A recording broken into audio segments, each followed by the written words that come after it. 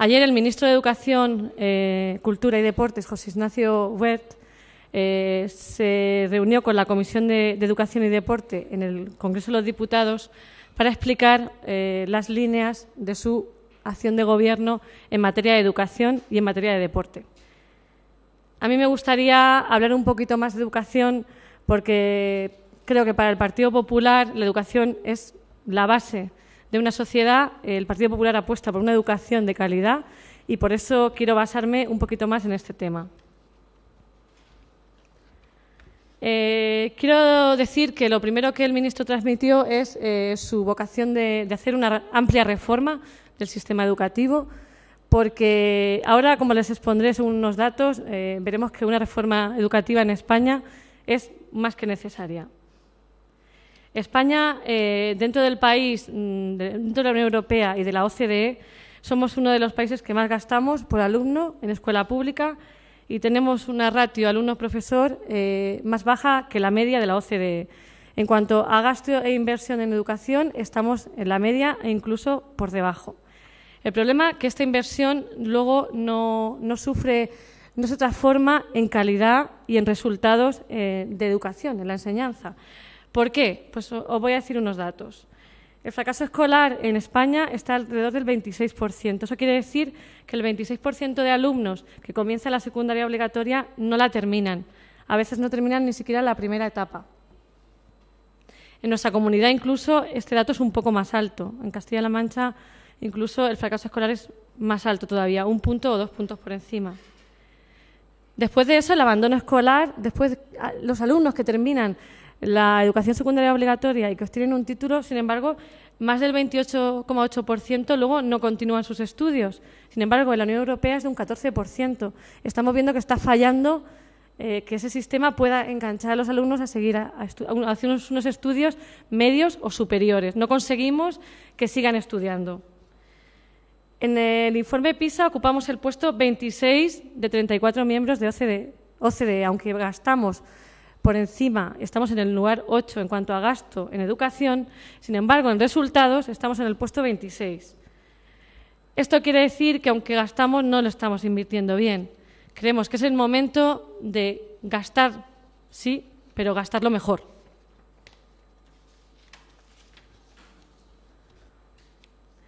Desde este panorama que tenemos en la educación, el Gobierno del Partido Popular, el ministro, quiere hacer hincapié en la necesidad de la reforma, en la necesidad de que no nos tenemos que conformar con ser un país donde los estudiantes obtienen los peores resultados, por debajo de muchos países menos industrializados que España y que gastan mucho menos en educación que nosotros, alrededor de un 1%. Nosotros gastamos un 4,8% en educación y, sin embargo, tienen mejores resultados. Algo está fallando y eso es lo que nos tenemos que plantear.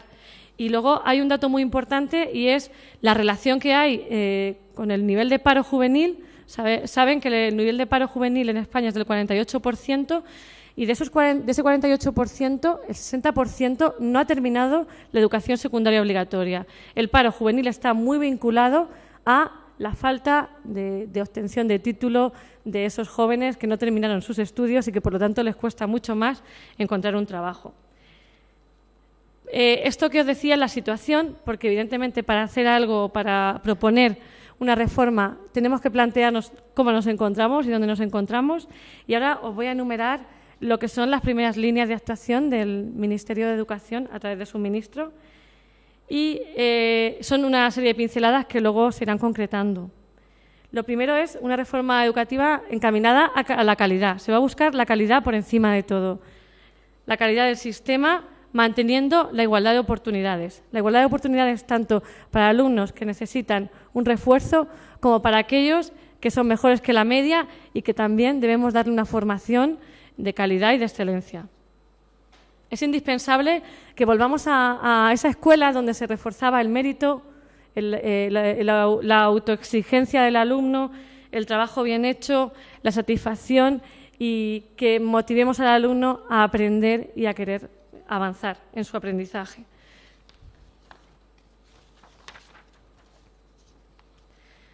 Entre estas medidas pensamos que la labor del docente es muy importante. El docente es una figura primordial y se mejorará, por tanto, el acceso y se hará de una forma más justa para el personal docente, y también se hará un estatuto del docente, donde se contemplará también la carrera docente y cómo se puede acceder a ella y mejorar en cuanto a su función.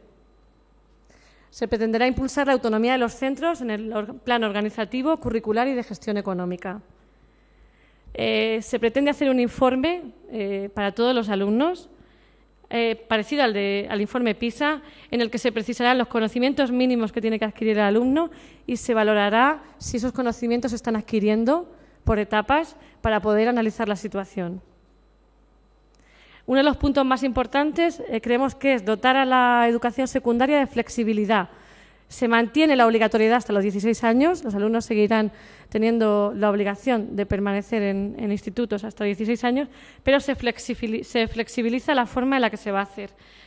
Se hará una estructura de un bachillerato de 3 años, en el que el primer año de bachillerato es obligatorio, pero que este año se encamina a que el alumno pueda escoger para continuar después, si quiere seguir con el bachillerato, encaminado luego a estudios universitarios, o si quiere encaminarse hacia la formación profesional de grado medio para aprender un oficio, a través de ese año, que será un año puente, para que luego el alumno pueda elegir. Se potenciará la formación profesional. Es muy primordial este punto porque se hará parecido al modelo alemán, donde el alumno, además de estudiar, trabaja, hace las prácticas en una empresa y luego la mayoría de alumnos que hacen esas prácticas se pueden quedar a trabajar. Es una manera de enlazar los estudios con el mercado laboral y que en otros países está dando muy buen resultado y aquí esperemos que también lo dé. Se potenciará la educación bilingüe en inglés desde la edad más temprana hasta el bachillerato, utilizando el inglés como vehículo para aprender. No aprender inglés, sino aprender en inglés. Y también potenciaremos el estudio de una segunda lengua extranjera, porque España también está a la cola en cuanto al estudio de lenguas extranjeras y en cuanto a su nivel de adquisición de estas lenguas.